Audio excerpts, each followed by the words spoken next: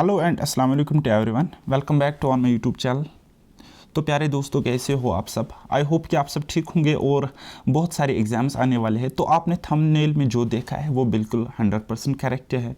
बिल्कुल मैं यहाँ पे अनाउंसमेंट करने जा रहा हूँ और बहुत जल्दी आपको वीडियोस भी मिलने स्टार्ट हो जाएंगे इसी यूट्यूब चैनल पे बिल्कुल फ्री ऑफ कॉस्ट।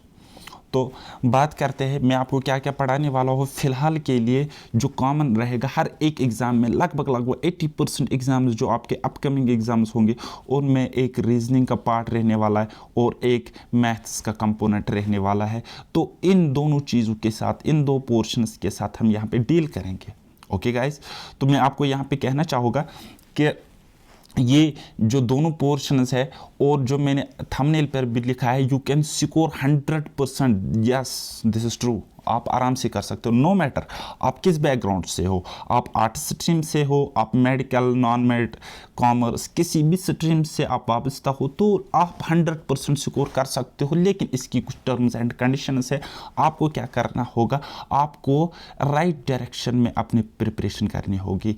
एक अच्छी स्ट्रेटजी, एक अच्छा अप्रोच लेके आपको चलना है और आपको तैयारी करनी है। देखो गाइस, मैं आपको बहुत सारे बच्चे दिखा सकता हूँ और इवन कि मैं खुद भी हूँ जो कि रीजनिंग एंड मैथ्स में हमेशा अच्छा स्कोर कर लेता है। तो लेकिन खैर छोड़िए मेरी बात, आप कोई भी बच्चा उठा लो, आर्ट्स बैकग्राउंड से हो, मेडिकल बैकग्राउंड से हो, तो ये जो रीजनिंग का होता है या बेसिक मैथमेटिक्स का होता है, इसमें किसी की मास्टर्स नहीं होती, डिग्री नहीं होती। मेरी भी रीजनिंग में कोई डिग्री वगैरह नहीं है, लेकिन मैं जब कर सकता हूँ तो आप भी कर सकते हो और आराम से कर सकते हो। तो ये बहानेबाजी नहीं चलेगी कि आप किस बैकग्राउंड से हो। हाँ, इतना ज़रूर हो सकता है कि अगर कोई मैथ्स बैकग्राउंड से, उसका मैथमेटिक्स स्ट्रांग है, तो उसको बेसिक मैथमेटिक्स, जिसको हम क्वांट्स कहते हैं, जो कि आपके एग्ज़ाम्स में होता है, तो मे भी हो सकता है उसको 20 डेज़ लगे इस चीज़ की फुल प्रिपरेशन करने में। लेकिन अगर आप नॉन मैथ्स बैकग्राउंड से, तो आपको ज़्यादा से ज़्यादा 30 डेज़ लग जाएगी, 40 डेज़ लग जाएगी। लेकिन ऐसा नहीं है कि आप बिल्कुल सीख नहीं पाओगे। इस चीज़ में कोई भी टेक्निकल नहीं होते। ये क्वांटिटेटिव एप्टीट्यूड हम इसको इसलिए कहते हैं, this is called non technical maths. ये नॉन टेक्निकल मैथ्स होता है, बिल्कुल लॉजिकली आप इसको देख सकते हो। हाल ही में कुछ एग्ज़ाम्स हुए थे, जैसे कि जूनियर असिस्टेंट का एग्ज़ाम हुआ था एंड JKPSI का एग्ज़ाम हुआ था, जो कि मुझे पता है ऊपर से, ठीक है। तो मैंने देखा जो भी क्वेश्चंस है, अगर आपकी प्रिपरेशन अच्छी थी, अगर आपकी तैयारी अच्छी थी, तो आप लोगों ने बिल्कुल 100% क्वेश्चंस को सॉल्व किया होगा। ओके, हालांकि JKPSI वाला एग्ज़ाम मैंने भी दिया था और मेरे इन दो पोर्शंस की वजह से, मैथ्स एंड रीजनिंग, इन दो पोर्शंस की वजह से मेरा स्कोर अच्छा हुआ। अदरवाइज मेरा GK की वजह से पेपर बिगड़ जाता। तो कहने का सिंपल सा इतना मतलब है मेरा कि ये जो रीजनिंग है और मैथमेटिक्स है, ये दोनों कंपोनेंट्स आपका सिलेक्शन बना भी सकते हैं और आपका सिलेक्शन बिगाड़ भी सकते हैं एग्ज़ाम में। आप अगर GK पढ़ के जाते हो, साइंस पढ़ के जाते हो, तो कोई गारंटी नहीं होती है कि आप 70% स्कोर करो, आप 80% स्कोर कर सकते हो। लेकिन अगर वहीं पे अगर आप रीजनिंग एंड मैथ्स को बहुत अच्छे से तैयार करके जाते हो, तो इतना गारंटी आप घर से ही मान के चल सकते हो कि हम 100% स्कोर करके आएंगे, पेपर चाहे कुछ भी हो, चाहे उसका लेवल कुछ भी हो। ओके, तो बात करेंगे, मैंने ये कुछ चैप्टर्स बोले थे मैथमेटिक्स में लास्ट टाइम JKPSI के लिए रिलेटेड मैंने जो वीडियो चढ़ाया था, तो मैंने आपको बोला था इन चैप्टर्स को ऊपर से पढ़ के जाओ, ऊपर से, बिल्कुल ऊपर से, इन डेप्थ पढ़ के मत जाओ, ठीक है। लेकिन सही अप्रोच के साथ जाओ, लॉजिकल वे में पढ़ के जाओ और प्रीवियस ईयर क्वेश्चन को सॉल्व करो। तो आप देख सकते हो कि पूरा का पूरा एक भी क्वेश्चन मुझे आप दिखाओ जो कि इन चैप्टर्स से बाहर आया हो JKPSI एग्जाम में या फिर आपके जूनियर असिस्टेंट वाले एग्जाम में। कोई भी क्वेश्चन आपको इन चैप्टर्स से बाहर नहीं दिखेगा, गारंटी, श्योर शॉट। इवन के JKPSI वाले एग्ज़ाम में ज्योमेट्री पर एक क्वेश्चन, ज्योमेट्री का कंसेप्ट वहाँ पे अगर आता होगा, तो वहाँ पे एक क्वेश्चन वो जो लाइन सेगमेंट वाला आ गया था क्वेश्चन रीजनिंग में। तो अगर आपने ज्योमेट्री ऊपर से पढ़ी होती तो ईजिली आप उस क्वेश्चन को बना सकते थे। ओके, तो हालांकि ये वाला सिलेबस जो था, हर एक क्वेश्चन JKSSB इसी सिलेबस से डाल रहा है, तो ये सिलेबस कॉमन रहने वाला होता है और कॉमन रहता है, हर एक एग्ज़ाम में कॉमन होता है ये वाला सिलेबस जो कि हम डिस्कस करने जा रहे हैं। तो आप JKPSI में भी देखो, आपको एक भी क्वेश्चन यहाँ से बाहर नहीं मिलेगा। हालांकि मैंने एक चैनल पे अपना क्रैश कोर्स करवाया था रीजनिंग के रिलेटेड, तो वहाँ से 6 क्वेश्चंस आ गए थे, एज इट्स आ गए थे। और हालांकि मैंने अपने क्रैश कोर्स में तो अप लेवल का पढ़ाया था, लेकिन JKPSI एग्जाम में उतने लेवल का नहीं आया था, और वो सेम चीज़ मैंने आपको वहाँ पे क्रैश कोर्स में बताई थी। तो यहाँ पे डिस्कस करते हैं, विदाउट वेस्टिंग टाइम हम देख लेते हैं कि कौन कौन से टॉपिक्स आप प्रिपेयर कर सकते हो मेरे चैनल से। ओके हालांकि टीचर्स बहुत अच्छे अच्छे टीचर्स हैं, मैं भी खुद नहीं आया हूँ, मैंने भी खुद मतलब बचपन से नहीं सीखा था, मैंने भी टीचर्स से पढ़ा है, बुक से पढ़ा है। तो टीचर्स मार्केट में अवेलेबल है, मुझसे भी बहुत ज़्यादा अच्छे अवेलेबल है। लेकिन बात वही है कि हर एक टीचर के अलग अलग समझाने का तरीका होता है, उसका स्किल लेवल अलग अलग होता है, नॉलेज हर किसी के पास होती है। अगर आपको मेरा पढ़ाना समझ आता है तो मैं आपको गारंटी देता हूँ 100% यार, 100%। जैसे कि मैंने आपको स्टैट में बताया था 100% पेपर कुछ भी आए यू कैन गेट 100% मार्क्स। तो आप देख सकते हो FAA एग्जाम को तो छोड़ ही दो, आप JSA के पेपर उठाओ, JSA के सारे सेट उठाओ, और जितने मैंने चैप्टर्स पढ़ाए उन चैप्टर्स के रिलेटेड सारे क्वेश्चंस उठाओ, 100% निकलेंगे वहाँ से, गारंटी। तो खैर ये रही वो दीगर बात, आप अगर वो करते हो कि नहीं करते हो भरोसे की बात है। लेकिन मैं आपको यहाँ पे क्या प्रोवाइड करने जा रहा हूँ, रीजनिंग में अगर हम देखेंगे कुछ कॉमन चैप्टर्स होते हैं जो कि हर एक एग्जाम में पूछे जाते हैं। हमारा रहता है number series, letter series, coding decoding, direction sense, blood relation, mathematical reasoning, time speed and distance, ये वाला चैप्टर जो है मैथ्स में भी होता है। और उसके बाद स्टेटमेंट एंड कंक्लूजन, अच्छा स्टेटमेंट एंड अजम्पशन भी होता है, स्टेटमेंट एंड आर्ग्यूमेंट भी होता है, कॉज एंड इफेक्ट भी होता है ना। तो फिर लॉजिकल रीजनिंग होती है, मेंटल रीजनिंग होती है। अच्छा फिगर्स के रिलेटेड क्वेश्चंस आते हैं, जैसे कि आपको JKPSI में एक क्वेश्चन आ गया था, पेपर कटिंग एंड फोल्डिंग पे क्वेश्चन आ गया था। अच्छा हो सकता है डाइस रिलेटेड भी क्वेश्चन आ जाए, है ना। तो इसी तरीके से वेन डायग्राम पर क्वेश्चंस पूछे जाते हैं। अच्छा वो एनालॉजी होती है, और भी नॉन वर्बल रीजनिंग होती है। तो हम सारा रीजनिंग का पार्ट यहाँ पे इसको कंप्लीट करेंगे, और आप मुझे बता देना कि आप किस एग्ज़ाम के लिए प्रिपेयर कर रहे हो, अकॉर्डिंगली मैं उस एग्ज़ाम का सिलेबस उठाऊँगा और मैं उसको कंप्लीट कराने की यहाँ पे कोशिश करूँगा। ओके गाइस, तो बात करेंगे क्वांटिटेटिव एप्टीट्यूड की, या जिसको हम बेसिक मैथमेटिक्स कहते हैं। तो अगर आपको नंबर सिस्टम उतने लेवल का नहीं आता, लेकिन फिर भी थोड़ा सा ऊपर से आपको आना चाहिए नंबर सिस्टम, क्योंकि डायरेक्टली या इनडायरेक्टली यहाँ से क्वेश्चन ज़रूर आता है। देन हम बात करेंगे LCM HCF की, परसेंटेज की बात करेंगे, तो ये one of the important topic है JK SSB का। Percentage, profit and loss, average, यहाँ से क्वेश्चन हमेशा आते हैं। Ratio proportion, time and work, and then next simple interest and compound interest, mensuration, probability and extra. ये एक्स्ट्रा मैंने क्यों लिखा है, क्योंकि मैथमेटिक्स में और भी बहुत सारे टॉपिक्स होते हैं जो कि आपके एग्ज़ाम के सिलेबस में हो सकते हैं, उनको हम यहाँ पे पढ़ने की कोशिश करेंगे। और मैं आपको अगेन कहता हूँ, आप अगर पढ़ते हो तो 100% गारंटी क्वेश्चन आपसे अटैम्प्ट होगा ही होगा। क्वेश्चन कुछ भी आए, मैंने आपको पढ़ाया होगा वो वीडियोस में, लेक्चर्स में, चाहे मैं आपको क्वेश्चन पढ़ाऊं या न पढ़ाऊं, आप कंसेप्ट को समझोगे ईजिली, आप 100% क्वेश्चन को सॉल्व करके आओगे। ओके गाइस, तो ये था मेरा अनाउंसमेंट। तो अगेन मैं कहता हूँ, मैं मजाक नहीं करता हूँ, मैं जो भी बात बोलता हूँ सीरियसली बोलता हूँ कि ये दोनों जो कंपोनेंट्स है आपके पास, ये स्कोरिंग कंपोनेंट्स, आप 100% स्कोर कर सकते हो, नो मैटर कि आपका क्या बैकग्राउंड है, आपका बैकग्राउंड कुछ भी हो, क्योंकि आपको क्या करना होता है, लॉजिकल वे में समझना होता है, एक कंसेप्चुअल लॉजिकल वे में समझना होता है मैथ्स को या रीजनिंग को।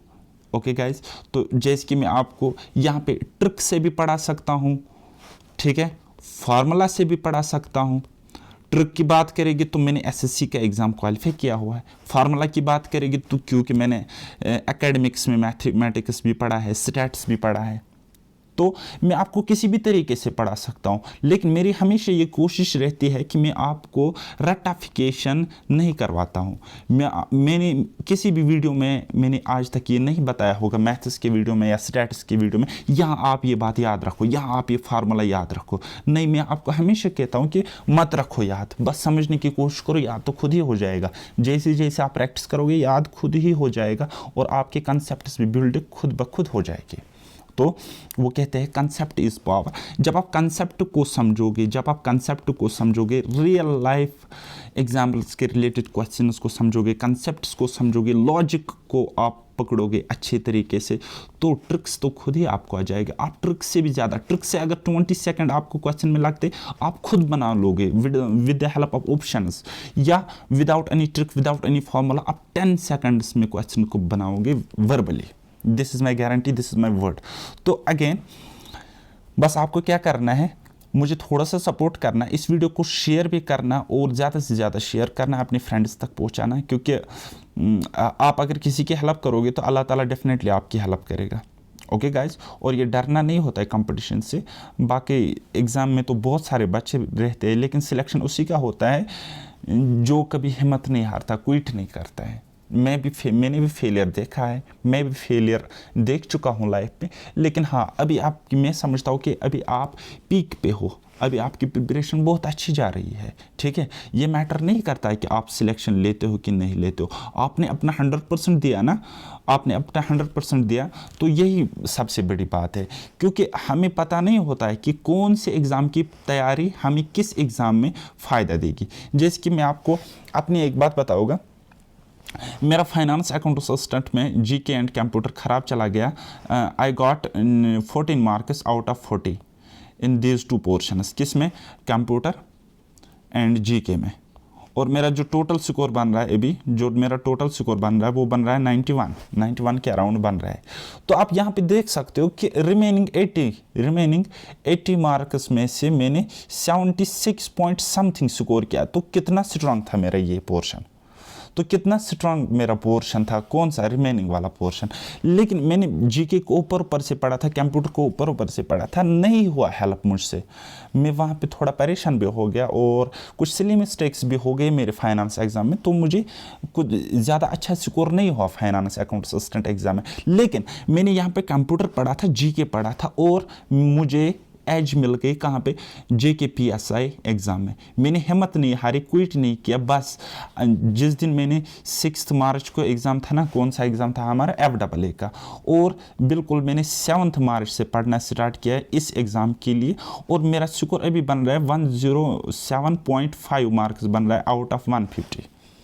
तो मैंने यहाँ पे पढ़ा था, फाइनेंस में पढ़ा था, और यहाँ पे मुझे एज हासिल हुई। अच्छा, मैंने एसएससी का पढ़ा था, एसएससी में मैंने क्या पढ़ा था, मैथ्स पढ़ा था, रीजनिंग पढ़ा था, और मैंने वहाँ पे इंग्लिश पढ़ा था। ये एसएससी की बात हुई, स्टाफ सिलेक्शन कमीशन, जो कंबाइंड ग्रेजुएट लेवल एग्ज़ाम होता है, हर साल होता है, ठीक। तो मैंने वहाँ पे ये 3 पोर्शंस पढ़े थे।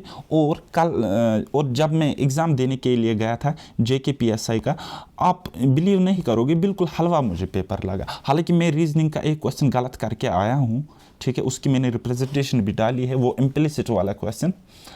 तो मुझे लग रहा है कि वो शायद गलत आंसर उन्होंने मार्क किया है, लेकिन आई मे बी रॉन्ग, क्योंकि मेरी कोई मतलब वो नहीं हूँ, मैं परफेक्ट नहीं हूँ, हालांकि कोई परफेक्ट नहीं होता इस दुनिया में। लेकिन स्टिल आप देख सकते हो कि अराउंड 25 क्वेश्चंस आ गए थे इन पोर्शन से, इन 3 पोर्शन से। अगर मैं 24 करेक्ट कर लेता हूँ तो ये अपने आप में बहुत बड़ी बात है। तो गाइज, ये इतनी स्टोरी मैंने आपको सिर्फ इसलिए कही कि आपको हिम्मत रखनी होती है, हौसले से काम लेना होता है, आगे बढ़ना होता है। आपने अपना 100% दिया है ना, आपने अपना 100% दिया है, ऊपर भी कोई अथॉरिटी बैठी हुई है ना, जिसको हम अल्लाह, खुदा, भगवान कहते हैं, ठीक है, उसकी भी तो मर्जी चलेगी ना। उसने आपकी किस्मत में नहीं लिखा होगा तो आपको वो चीज़ नहीं मिलेगी। लेकिन जो आपने मेहनत करी, जो आपने 100% एफर्ट लगाया है, ये आपको ज़रूर अपना बेनिफिट देगी। तो यही मेरे कहने का मतलब है। कौन से एग्ज़ाम की तैयारी आपको किस एग्ज़ाम में ज़्यादा एज देगा, कहाँ पे फ़ायदा देगा, ये आपको खुद भी पता नहीं होता, मुझे भी पता नहीं होता है। लेकिन मेहनत कभी भी इंसान की ज़ाया नहीं होती है, इस चीज़ को याद रखो। आज नहीं तो कल आपको अपनी मेहनत, वो अपना फल, अपना रिटर्न ज़रूर देगा। ओके, तो आप यहाँ पे तैयारी करते रहो। ये था मेरा एक छोटा सा मैसेज भी था आप सब लोगों के लिए, क्योंकि आने वाले एग्ज़ाम्स बहुत सारे हैं, और ये जो टॉपिक्स है आपको बैंकिंग में भी हेल्प करेगी, आपके एसएससी एग्ज़ाम अगर आप देते हो, सेंट्रल लेवल के एग्ज़ाम्स, वहाँ पे हेल्प करेगी। आप अगर कल केएएस यूपीएससी एग्ज़ाम देने के लिए जा रहे हो तो वहाँ पर भी ये हेल्प करेगी, और जेकेएसबी में तो करेगी ही करेगी।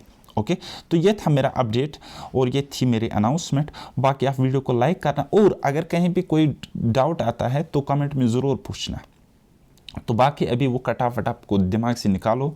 अगर आप लोगों ने जेके पीएसआई का पेपर दिया है तो आप रनिंग की तैयारी करो। बाकी रमज़ान आ रहा है तो आई डोंट थिंक मतलब ज़्यादा आप लोगों से होता होगा, तो लेकिन फिर भी आप कोशिश कर सकते हो, हिम्मत नहीं हारनी है, और पढ़ाई पे ध्यान रखो। बहुत सारी वैकेंसीज आने वाली है, जूनियर असिस्टेंट्स आने वाले हैं, एनटी नायब तहसीलदार आने वाले हैं, उसके अलावा जेई के पोस्ट्स भी आने वाले हैं, जेएसए जूनियर स्टैटिस्टिकल असिस्टेंट, ये सारी वैकेंसी आने वाली है, वीएलडब्ल्यू की पोस्ट्स आने वाले, बहुत सारी वैकेंसी आने वाली है, प्रोवाइडेड कि आप अपनी तैयारी करो।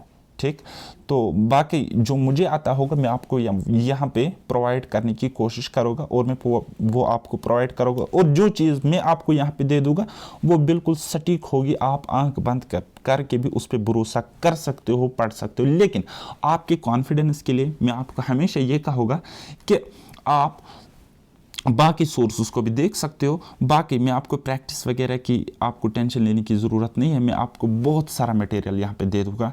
लेकिन फ़िलहाल आप मेरे चैनल को सब्सक्राइब करना, कंसेप्ट्स को समझना, जो मैं वीडियोस को अपलोड करूँगा उनको देख लेना। बाकी आपका एग्ज़ाम डन हो जाएगा, और स्पेशली जो मुझसे पढ़ जाओगे वो आपको ज़रूर फ़ायदा देगा इंशाल्लाह रहमान।